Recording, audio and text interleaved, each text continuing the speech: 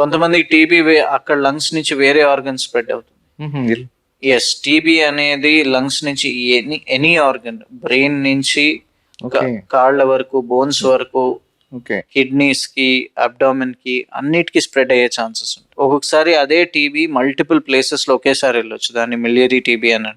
అలా various forms of TB is possible. కానీ ఒక్కొక్కసారి ఏంటంటే ఈ రియాక్టివేట్ అయినప్పుడు టీబీ ఏంటంటే, ఆర్ టీబీ ప్రైమరీ దాని వల్లనే లంగ్స్ ఒక భాగం చెడిపోతాయి. సరిగ్గా ట్రీట్మెంట్ అవ్వకపోవడం వల్ల, ఆర్ ట్రీట్మెంట్ సగం జరిగి సగంలో వదిలేయడం వల్ల, ఆర్ ట్రీట్మెంట్ జరిగినా కానీ కరెక్ట్ అయిన మందులు ఇవ్వడం. ఎందుకంటే అదే టీబీ మనం ఒక స్టాండర్డ్ రెజిమెన్ ఉంటుంది, ఫస్ట్ లైన్ అంటాం, డ్రగ్ సెన్సిటివ్ రెజిమెన్ అంటాం. సో ఇప్పుడు కొన్ని టీబీ బ్యాక్టీరియా ఏంటంటే దానికి రియాక్ట్ అవ్వవు, రెసిస్టెన్స్ అనేది డెవలప్ అవుతుంది.